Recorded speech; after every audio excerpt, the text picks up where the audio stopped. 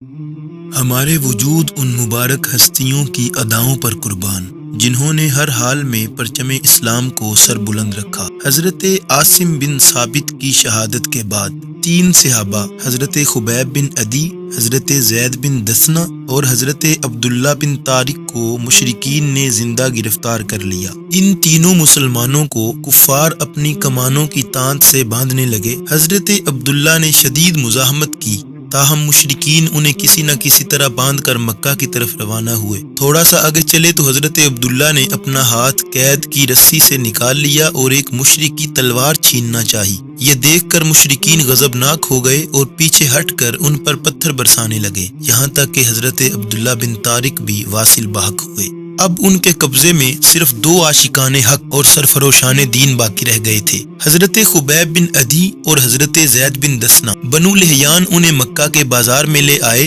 جہاں ان دنوں حیوانوں کی طرح انسانوں کی خرید و فروخت کی جاتی تھی۔ جب قریش کو علم ہوا کہ بنو لحیان محمد کے 2 ساتھیوں کو قیدی بنا کر مکہ لائے ہیں تو انہیں بڑی خوشی ہوئی اور بازار کی طرف یہ دیکھنے کے لیے دوڑے کہ ان قیدیوں میں سے کوئی ان کے کسی عزیز کا قاتل تو نہیں۔ حضرت خبیب نے غزوہ بدر میں حارث بن عامر بن نوفل کو قتل کیا تھا، اس لیے جب حارث کے رشتہ داروں نے خبیب کو دیکھا تو ان کی باتیں کھل گئیں کہ انہیں اتنی آسانی سے حارث کا انتقام لینے کا موقع مل گیا۔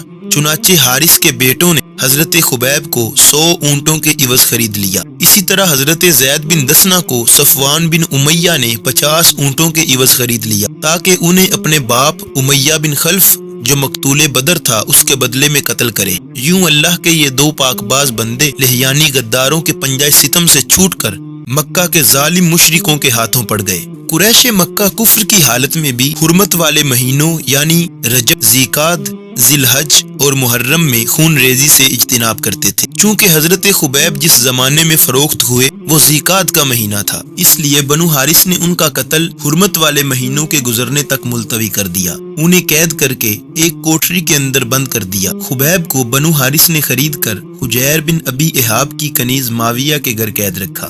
یہ عورت بعد میں مشرف با اسلام ہو گئیں۔ یہ بیان کرتی ہیں کہ خدا کی قسم میں نے خبیب بن عدی سے بہتر کوئی قیدی نہیں دیکھا۔ وہ رات کے پچھلے پہر ایسی پرسوز آواز میں قرآن پاک پڑھا کرتے تھے کہ قریش کی عورتیں اسے سن کر بے اختیار رویا کرتی تھیں۔ ایک دن میں نے کواڑ کی درز سے جھانکا تو یہ دیکھ کر حیران رہ گئی کہ خبیب جو زنجیروں میں جکڑے ہوئے تھے انگور کا ایک بہت بڑا گچھا کھا رہے ہیں، حالانکہ یہ انگور کا موسم نہ تھا، یہ خدائی رزق تھا جو حق تعالیٰ نے ان کو عطا کیا تھا۔ وہ کہتی ہیں میں نے ایک دن خبیب سے کہا اگر تمہیں کسی چیز کی ضرورت ہو تو مجھے بتاؤ۔ خبیب نے کہا مجھے کسی چیز کی حاجت نہیں، البتہ میں تجھ سے 3 باتوں کی درخواست کرتا ہوں۔ پہلی بات یہ کہ مجھ کو میٹھا پانی پلا دو، دوسری بات یہ کہ جو جانور بتوں کے نام پر ذبح ہوں ان کا گوشت مجھے نہ کھلانا، تیسری بات یہ کہ جب قریش میرے قتل کا ارادہ کریں تو مجھے پہلے سے آگاہ کر دینا۔ وہ عورت کہتی ہے میں نے ان تینوں باتوں کے پورا کرنے کی حامی بھر لی۔ جب حرمت والے مہینے گزر گئے تو قریش حضرت خبیب کو قتل کرنے کے لیے اکٹھے ہوئے۔ میں نے خبیب کو قریش کے ارادے سے مطلع کیا، خدا کی قسم انہیں مطلق ہراساں نہ پایا، ذرا سی بھی پریشانی ان کے چہرے پر نظر نہ آئی۔ انہوں نے طہارت کے لیے مجھ سے اسطرا طلب کیا، میں نے اپنے کم سن فرزند کے ہاتھ انہیں اسطرا بھیج دیا۔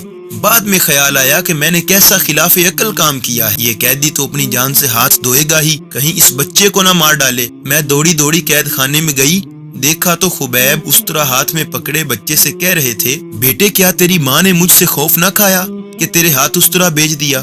میں نے دروازے کی آڑ سے کہا اے خبیب میں نے اس بچے کو تیرے پاس باامان خدا بھیجا ہے۔ خبیب نے میری پریشانی کو سمجھ لیا اور کہنے لگے میں وہ نہیں کہ اس معصوم بچے کو قتل کروں، ہمارے دین میں ایسا ظلم اور عہد شکنی روا نہیں ہے۔ حضرت خبیب کی بلند کرداری کا مشاہدہ کرنے کے باوجود ان سیاہ باطن مشرکوں کو رحم نہ آیا اور وہ بدستور اس قدسی صفت انسان کو قتل کرنے پر تلے رہے۔ حضرت خبیب بلا شک و شبہ قریش کے ایک بڑے سردار کے قاتل تھے، لیکن انہوں نے یہ قتل کسی دھوکے اور فریب سے نہیں کیا تھا بلکہ عین میدان کارزار میں مردوں کی طرح لڑ کر کیا تھا۔ اب قریش ان پر قابو پا کر جس بد کرداری کا مظاہرہ کر رہے تھے وہ دنیا کے کسی آئین میں روا نہ تھا۔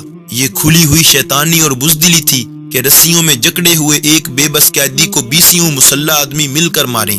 ایسا فعل تو عربوں کی قومی روایات میں بھی نہیں تھا، لیکن مشرکین قریش جوش انتقام میں بالکل اندھے ہو گئے تھے۔ انہوں نے اس مظلوم پردیسی کو قتل کرنے کے لیے خاص اہتمام کیا اور طے کیا کہ انہیں سولی پر لٹکا کر نیزوں سے ہلاک کیا جائے گا۔ چنانچہ انہوں نے حرمت والے مہینے گزرنے کے بعد تنعیم کے مقام پر سولی لٹکائی اور منادی کر کے تمام اہل مکہ کو دعوت دی کہ وہ خبیب کے قتل کا تماشا دیکھنے کے لیے اس جگہ پہنچیں۔ چنانچہ سارا مکہ یہ دیکھنے کے لیے امڑ پڑا۔ ایک طرف اکیلا نبی پاک صلی اللہ علیہ وآلہ وسلم کا غلام ہے، دوسری طرف سارا مکہ ہے۔ یہ لوگ ڈھول اور دف پیٹ رہے تھے، جھنڈے لہرا رہے تھے، سیٹیاں بجا رہے تھے، یوں معلوم ہوتا تھا کوئی بہت بڑا میلہ یا جشن ہے۔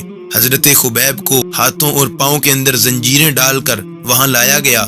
اس نابکار ہجوم نے مسرت کے نعروں سے آسمان سر پہ اٹھا لیا۔ ہنگامہ دار و رسن برپا کرنے سے پہلے ظالموں نے حضرت خبیب سے پوچھا، کوئی آخری خواہش ہو تو بیان کرو۔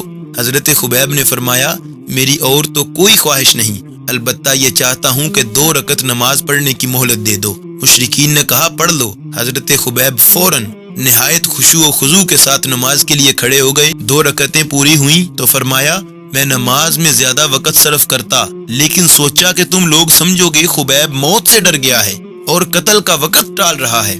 اس کے بعد یہ شجاع ترین مرد مومن سولی کے نیچے جا کر کھڑا ہو گیا اور فی البدی یہ اشعار پڑے، جن کا ترجمہ یہ ہے، لوگ مجھے ایک اونچی لکڑی کے پاس لائے ہیں اور مجھ سے کہتے ہیں کہ اسلام کو چھوڑ دینے سے تیری جان بچ سکتی ہے، لیکن دین حق چھوڑنے سے مر جانا بہتر ہے۔ میری آنکھیں نمناک ہیں، لیکن میں صبر کروں گا اور دشمن کے سامنے نہ جھکوں گا، کیونکہ میں وصل حق سے خوشی حاصل کرنے والا ہوں۔ دین حق کے دشمنوں نے مار مار کر میرے گوشت کا برتا بنا دیا ہے۔ میں اپنی غریب الوطنی اور بے کسی کی فریاد اپنے خالق سے کرتا ہوں۔ واللہ، جب اللہ کی راہ میں جان دے رہا ہوں تو مجھے پرواہ نہیں کہ کس پہلو گرتا ہوں، کیسے جان دیتا ہوں۔ ذات باری تعالیٰ سے امید ہے کہ اگر وہ چاہے تو میرے جسم کے ہر ٹکڑے پر برکت نازل کرے۔ یہ اشعار پڑھنے کے بعد انہوں نے دعا مانگی، یا الہی، ہم نے تیرے رسول کا پیغام ان لوگوں تک پہنچایا، تو اپنے رسول برحق کو ہمارے حال کی خبر پہنچا دے۔